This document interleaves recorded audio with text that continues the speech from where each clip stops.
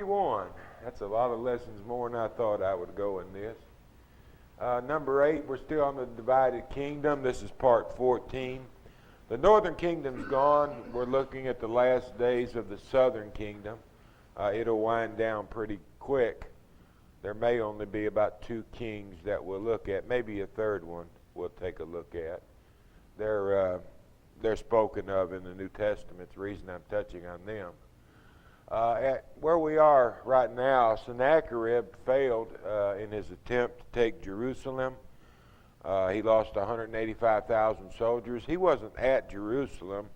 I think he was at Lachish when the army sieged Jerusalem. But 185,000 soldiers died at one time, one night, and he decided to go home. He didn't want any more of the Jews.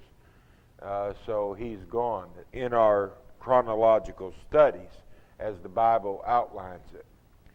We're told the social conditions of the time by some of the better historians.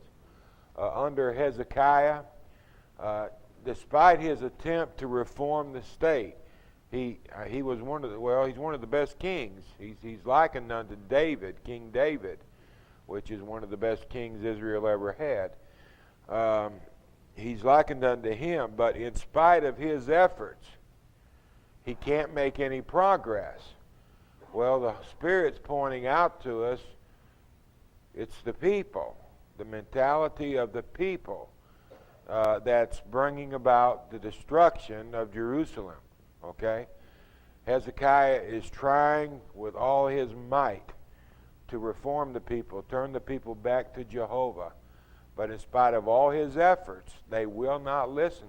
They will not change. They're going to do their own thing, and this is what's going to lead ultimately to their downfall. And I think that's what's being pointed out in our text. It's not, you can't say, well, it's the king's fault, because it's not the king's fault. This is a good guy. It's the people's fault. Men ceased to trust one another. Jerusalem became a hotbed of factions and intrigue. It was just Sin City. That's all it was. One of the major cities in the kingdom of Judah, and it was Sin City. That was the mind of the people. The custodians of the law, lawmakers, people like that, they abused their powers. They took advantage of the people because they could. The nobles were fleecing the poor, taxing the daylights out of them. Every time they turned around, there was a new tax. Judges, you couldn't get a fair trial because whoever had the most money to give the judge, he'd win his case. The prophets, these are teachers, of course, they flattered the people. They told them whatever they wanted to hear. They didn't want to hear that baptism was for the remission of sins. So they told the people, well, if you believe, you will be saved. Whatever they wanted to hear, that's what the teachers told them. They were flattering the rich. And the priests, of course, were teaching for hire. Whoever paid the most money, that's the denomination they would belong to. Lust of wealth, it ruled on all sides. Commercialism, materialism were supplanting almost the last vestige of everything ethical and spiritual in the southern kingdom. Money. It was all about money. Money was God. The state of the union was just ungodly. God had no part anymore in the holy city. He wasn't welcome there. They didn't want him there. They didn't pay attention to him, and they just completely ignored him, except for the king and his efforts. The people weren't interested in God. They found a better way of life. They were wealthy, had a lot of money. They owned multiple houses. From the other prophets, as we read the other prophets, it wasn't uncommon for the Jews to have a summer house, a winter house, and all that stuff. They were living pretty good. Money was good, and the people were happy with the way their lives were. And God sent the prophets Isaiah and Micah in. About this time, they come on the scene, and if you're familiar with Isaiah, A lot of people refer to him as the fiery prophet, and he was. You talk about hellfire and brimstone sermons. Isaiah put them out there. And of course, Micah, he was doing the same thing. But they were sent by God to the people of Judah as a warning. This is their last warning now. God he's up to here with it. And he's sending these prophets in. This is it, folks. You better listen, because patience has wearing out. Hezekiah became sick. I don't know exactly when Hezekiah became sick. I'll tell you what I think. My opinion is that Sennacherib said he was going to attack Jerusalem. They were forewarned that Jerusalem would be attacked and beaten. I think that it was during this time that Hezekiah became ill before the assault actually began. Okay? And there's a lot of reasons why I believe that. I believe that because of the biblical text. It kind of pushes me in that direction when you read it all and put it all together. But there's a reason, I think, for Hezekiah's illness in all this. The Lord, a lot of times we study the Bible, what we discover is that when God's people are going to face a terrible crisis in their life, the Lord will oftentimes let them suffer a lesser crisis, something that will bolster their confidence, bolster their faith in Him as a great deliverer. For example, in the book of John is probably one of the best examples in the Bible. But in the book of John, you'll recall that the day before, Jesus preached the Bread of Life sermon. The God, of course, He knows what's going to happen tomorrow. He knows that Jesus is going to preach the Bread of Life sermon. He knows that when He does, all the people are going to walk away. They don't want anything to do with Him. What's going to become of the apostles? Are they going to walk off too? Or are they going to stay with our Lord? Well, there was a series of events that took place. For example, the day before, the Lord fed, I think it was 5,000 men, plus women and children, starting out with some loaves and some fishes. And the disciples, the apostles, and the people, they seen all this. They watched as He took almost nothing and fed multitudes of people. And of course, that's pretty impressive. Well, as the night wore on, it got even better, because Jesus told His apostles to go to the other side of the Sea of Galilee, go over to Capernaum, was where they were going to go. And He didn't go with them, which was unusual. You would have thought He would have gotten the boat and rowed across the sea with them, but He did not. Instead, He sent them out by Himself, and He stayed behind to pray. Well, during the night, this great storm came up, and it looked like the boat was going to be capsized and everybody was going to die. Well, during the night, Jesus came walking on the Sea of Galilee in the midst of the storm. All this hoopah is raging all around them. And they look outside the boat there, and here comes Jesus walking across the water, calm as a cucumber. And they're absolutely fascinated by this. He's on top of the water in the midst. I mean, you got waves like this, and He's just walking across it. And the apostles, they see this. It scares them at first. They thought it was a spook, and they didn't know what to think. And then finally, they found out it was the Lord, and that's when Peter got out of the boat, and he started to walk to Jesus and all that.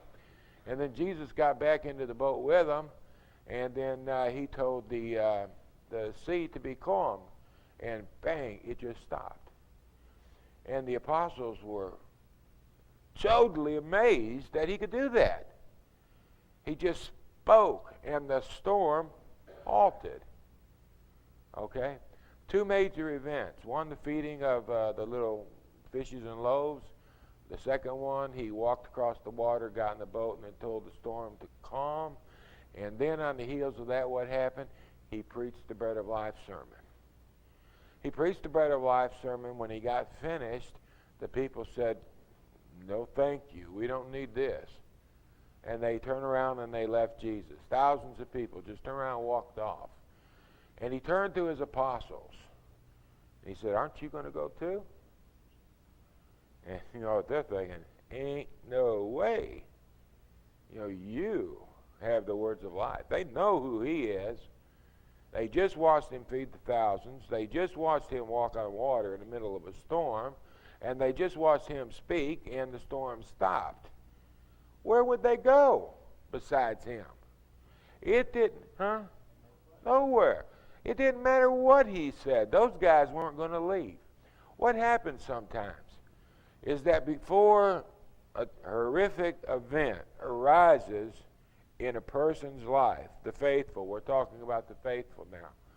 Sometimes before a horrific event arises, the Lord will allow a lesser event that will bolster our faith. We get faith through revelation and experience. We read what God does for us in the Bible, and then we see what God does for us as we live.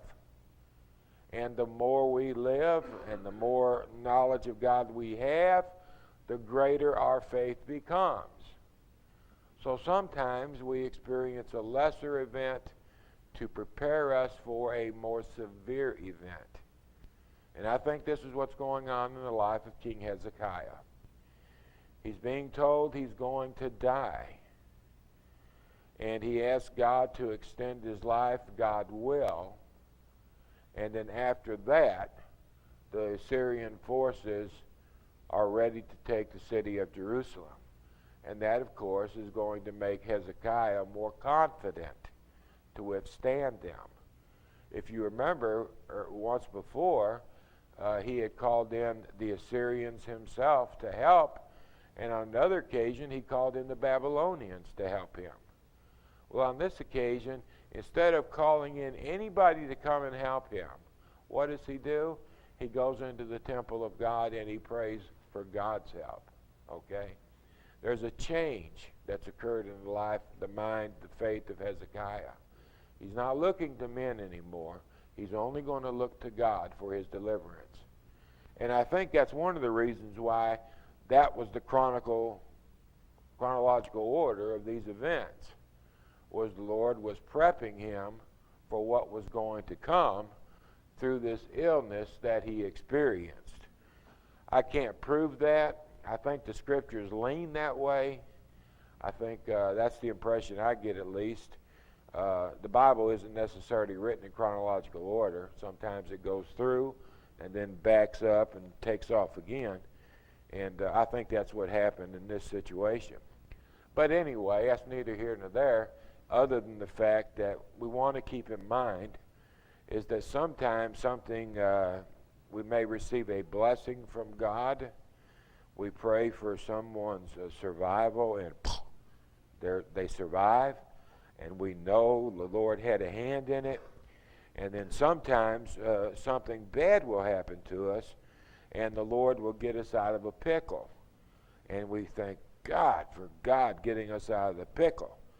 Either way, whether a blessing or whether a little bit of suffering, which is a blessing, we have more faith in God and his protection of us, and it gets us ready for what may be coming our way in the very near future. Anyway, about the sickness of Hezekiah in those days, I believe that's the days of the siege, those days, while they were being assaulted by Sennacherib, Hezekiah became sick, and he was at the point of death. And Isaiah the prophet, the son of Amos, came to him and said, "Thus says the Lord, set your house in order, for you shall die. You shall not recover." You're going to die, son. So get all your things fixed up the way they need to be. Well, he turned his face toward the wall. He prayed to the Lord, saying, "Remember now, O Lord, I pray, how I have walked before you in truth, with a loyal heart, and have done what was good in your sight. remember my heart. Remember my love towards you. Remember my devotion towards you. I've always been devoted to you. He wants an extension in his life. There's probably several reasons for that. And then he wept bitterly. He wept audibly, out loud. He bawled.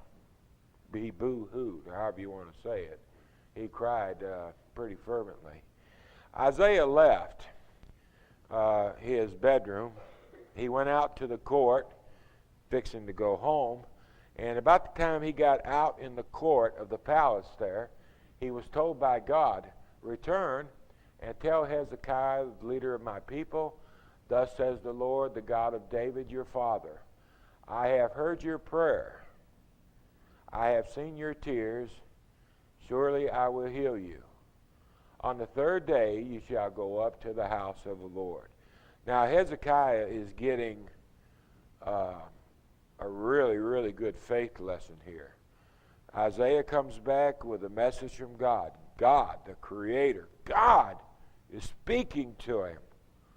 Hezekiah, I have heard your prayer. He's a speck in the middle of this vast universe, and the God of heaven listened to that man. I have heard your prayer. I've seen the tears that came down your face, and because of your petition to me, because you asked, Hezekiah, I will surely heal you. Death was certain, but God is going to intervene. And in the third day, day 3, you're going to go up to the house of the Lord, the temple. And I will add to your days 15 years. There's a guy who knew how long he was going to live. He could start from that day, go out 15 years, and he knew he would die. I will add to your days 15 years, and I will deliver you in this city from the hand of the king of Assyria. And I will defend this city for my own sake and for the sake of my servant David. This is part of the reason why I think this illness took place during the whole Assyrian affair. God is telling him at this time, even though the biblical record says it's already over, God is telling him at this time that he's going to deliver him from the hand of Sennacherib. It's just a way you have to write sometimes. Hezekiah wants a sign from God. It's usually assumed that there was a dial out in the courtyard. In other words, the conversation that's going to take place between Isaiah and Hezekiah means that they're going to have to be able to go over and look out the window and see a timepiece, okay? And most have assumed that it's a dial like this that they're looking at. That dial casts a shadow, and they tell time by the shadow. They see where the shadow is, and they know what time of day it is. Well, when you read the text actually says it's the steps. Okay, it's not the dial, it's the steps that they looked at. There was a timepiece, and I looked for a picture of it and I couldn't find it, but there was a timepiece that was actually steps going from one floor of a building to another. And they designed those steps in such a way that you could tell by the step that the shadow was on, you could tell what time of day it was. So more than likely, it was probably a set of steps that they looked at rather than a dial. I don't know if there was a dial in Jerusalem at this time. The dials were invented by the Babylonians. It is possible that they could have had a dial in the palace, the courtyard of the palace. That's possible. Likely, I don't know, but the biblical text talks about the steps that tells time rather than the dial. But in any way, this is the concept of it. You've got they've got a request, and Isaiah says that the Lord will make the shadow move forward. Do you want it to go 10 degrees forward or 10 degrees backwards? And Hezekiah said, well, going forward, that's not a big deal. The sun goes up, the thing goes down. There could be a fluke, and the thing just falls down 10 degrees. The shadow does. But to make the shadow go backwards, well, you got to make the sun go down, okay? So he says, I'd like to see it go backwards 10 degrees. And what he's looking for is the shadow to move that way, those 10 steps, or those 10 degrees.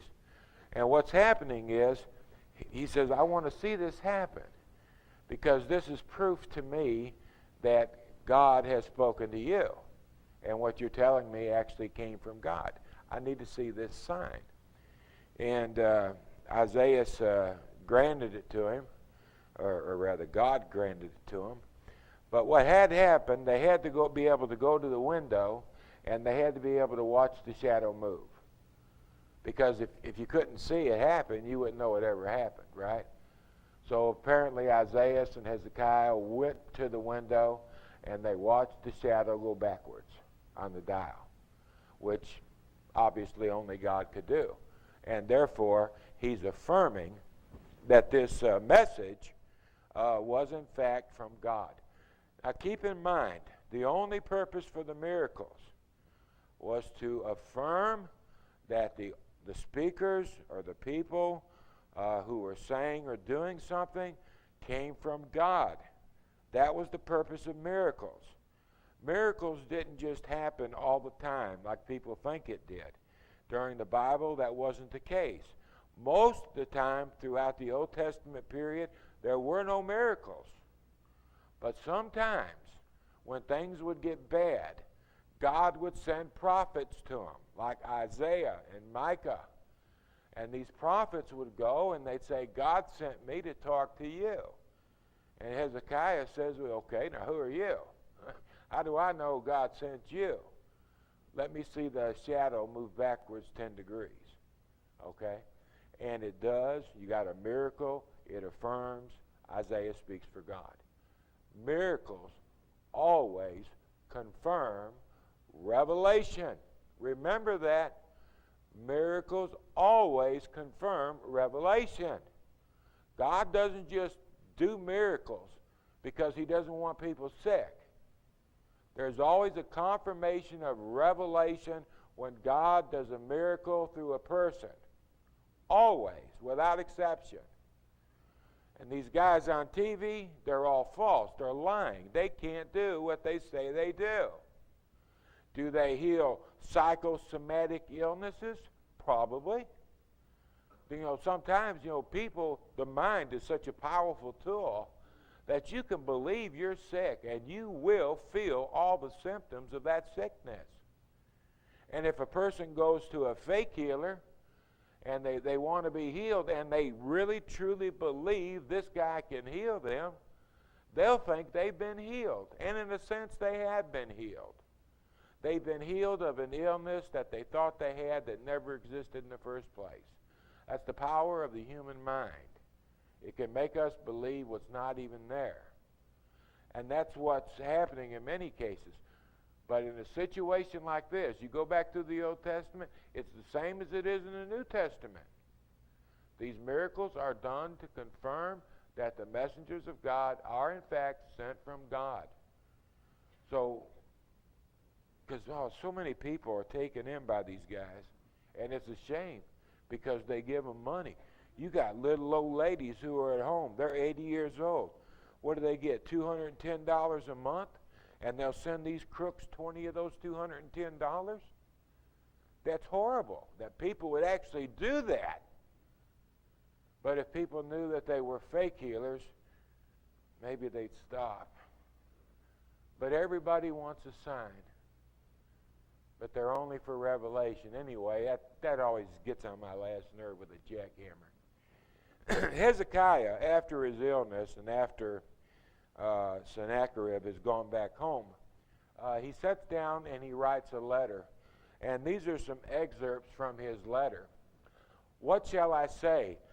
For God has spoken to me, and God himself has done it. He said he himself. Literally, he has done what only he can do. That's the meaning of that statement right there.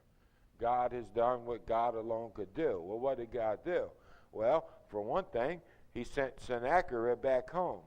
For another thing, he turned the shadow on the steps or dial back 10 degrees. And for another thing, he healed me of a fatal illness. He said he would do it, and he did what only he could have done. That's the meaning of the statement. Behold, it was for my welfare that I had great bitterness. All this happened for my sake. God did this for me. God made a storm in the Sea of Galilee for 12 apostles. He did that for them. They didn't know it during the storm. They were crying to God for help. They didn't know God was helping them. They thought he was missing in action. No telling how many times they called out to God. And not even knowing that the storm was there for their sake. That's what Hezekiah is saying. It was for my welfare that these things happened. But in love, because God loves me. He has delivered my life from the pit of destruction. For you have cast all my sins behind your back. Obviously, God forgives him of his sins because God approves of him as his son.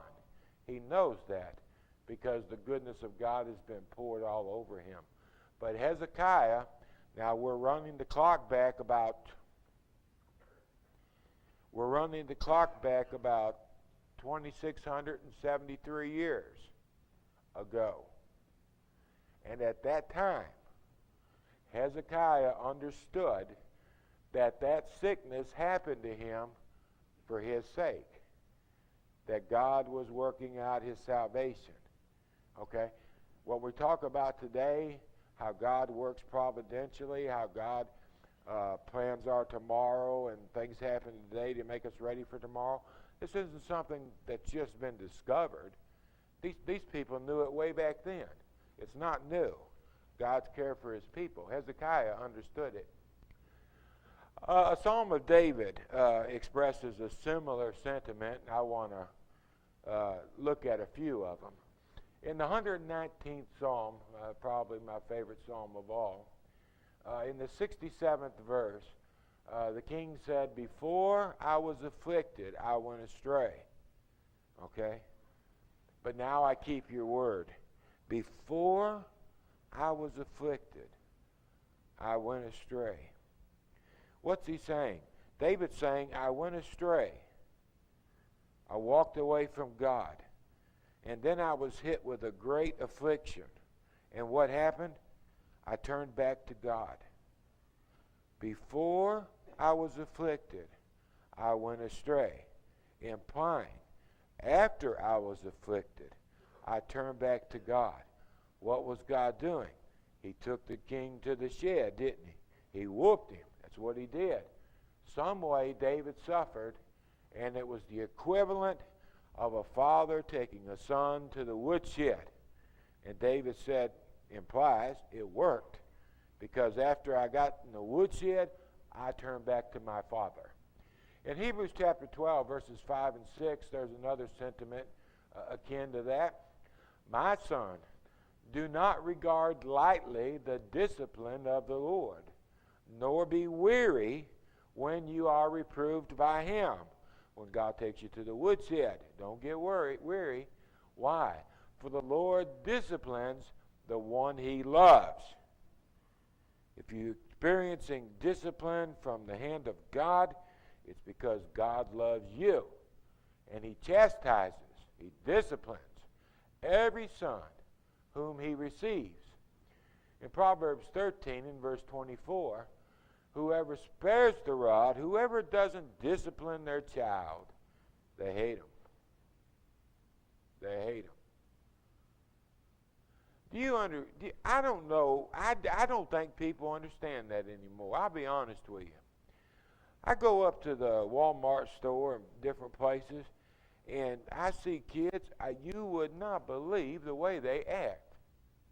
They get no training whatsoever, obviously.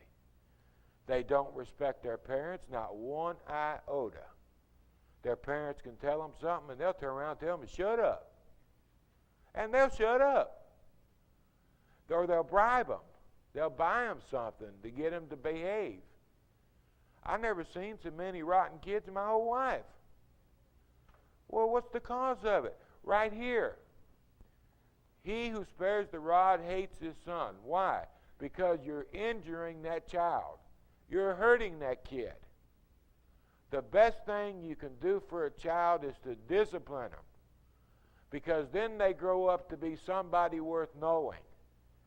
But if you let them run wild like a wild monkey, they're going to act that way their whole life. And nobody's going to want to be their friend. They're not going to hold a job. They're not going to get through school. They're not going to get a good education.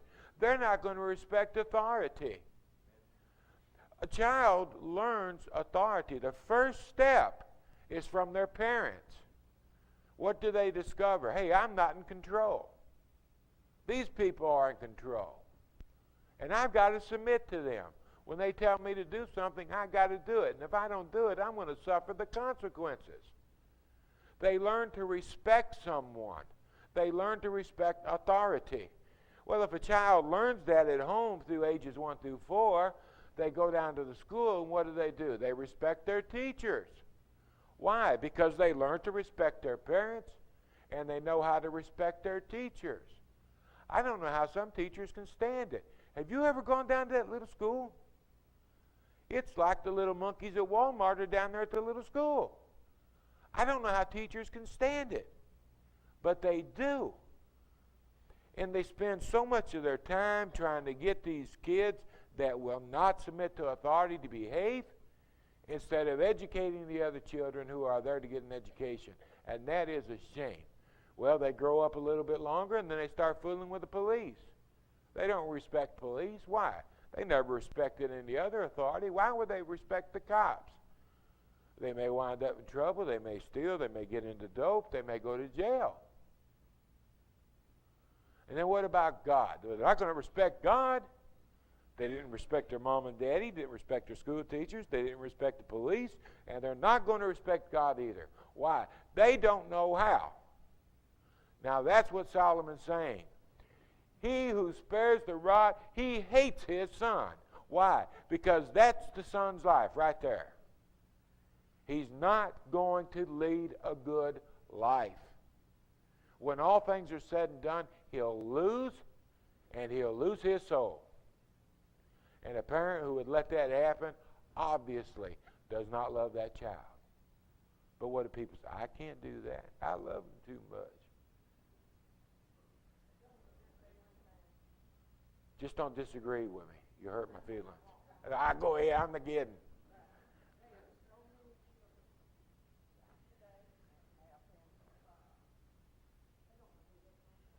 Oh boy, that's true. You didn't hear what she said, but a lot of kids don't even know who their parents are. I asked and asked Mama, and she never would tell me. I'm kidding. I'm kidding. But that's true. That really is true. And it's sad. Yeah.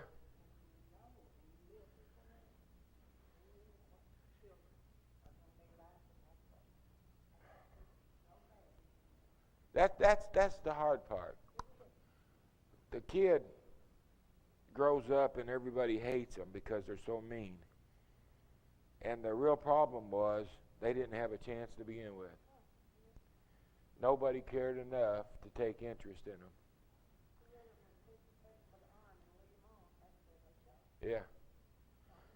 Well, you know, when you discipline a child, sometimes they'll turn around and they'll say, I hate you. Oh, man, wow, just cuts the heart. But, you know, we got to be, you know, adults about it. We got to take their anger. They get mad at us. Of course they're going to get mad at us. We've taken away their bicycle for a week. We've grounded them. They don't get to use the telephone for a week. Of course they're going to be angry, but they'll get over it. And they'll learn not to do what causes them to lose their bicycle. Yeah, Bert. You know,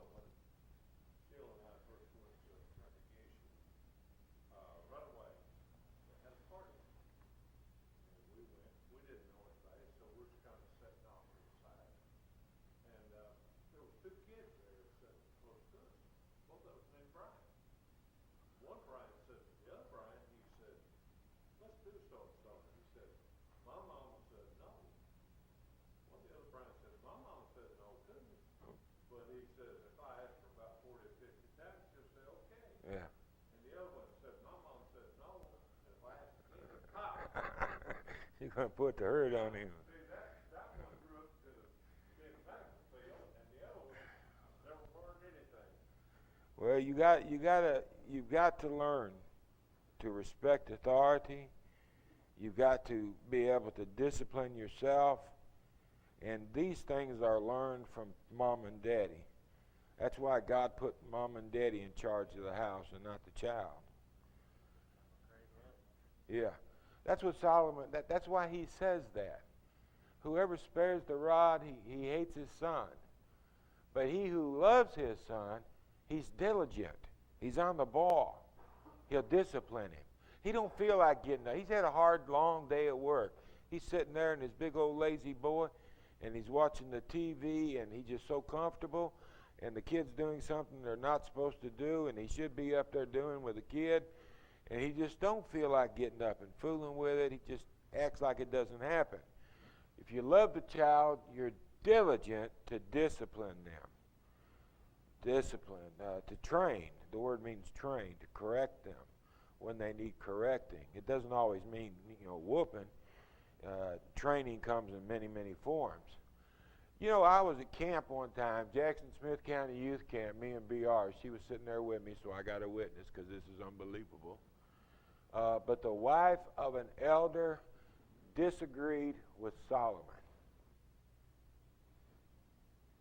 This was the wife of an elder of the Lord's church. I almost fell over. She disagreed with Solomon, who was speaking by inspiration of God himself. I couldn't believe it. If the wife of an elder will take that position, where in the world is the rest of the world? Well, we go to Walmart or Kroger's. I better say Kroger's too. We go to Walmart or Kroger's and we see it's not something practiced very much. But if you love your child, you want your child to be successful in every aspect of life. You really want them to. So what do? You sacrifice yourself for the kid. You sacrifice your time. You sacrifice your money. You sacrifice your energy. You give up yourself so you can help that child be all they can be. And then they can grow up. They can be a good person that fits in society. And, of course, ultimately that they can go to heaven. That's what good parents do. And that's what we ought to do. I don't know. Little children are so beautiful. I just don't know how anyone can just let them run amok. But I know, I'm not going to get far. Now, let me tell you a story. I know a teacher used to teach at the little school in Gainesboro. I don't know what it's called, but it's the least one. And she had this little boy. 2, 3, 4 days in a row, he came into class late. He run late. And she thought she needed to go have a talk with the parents. So the next morning, she got up early, the teacher, not the parent, the teacher's the one that cared. She got up early the next morning, and she went over to the house to talk to the mother of that child. And come to find out, I don't remember the exact ages, but let me guess. The 7-year-old was busy getting the 5-year-old breakfast and getting him dressed, besides getting himself ready. The 7-year-old was getting himself ready, and he was also getting his 5-year-old brother ready. Why? Well, there was no mama there. There hadn't been a mama there in 3 or 4 or 5 days. What had happened was Mama and her boyfriend took off for a short trip and left a 7 and a 5-year-old home alone. And the kid had enough sense about him to get up, to clean up, to fix his own breakfast, to dress himself, and to do the same with his little brother, and to go on to school. That's probably a child that's going to beat the odds, because that kid has some stuff in him that's probably going to make him a winner in life. But how on earth could a parent leave a child home alone like that? I know. And that's what makes you cry. It's not one. It's a lot. A lot of times parents are strung out on dope and the kids are fending for themselves. I mean, it's absolutely heartbreaking to think about what goes on. A little kid taking care of themselves. Yeah, Bert. You know, a lot of times we blame the mother, but you know the father is supposed to set the thing for the whole family. And God is dependent on him to set the stage for the whole family. And boy, I'm sorry to say we got a bunch of sorry fathers.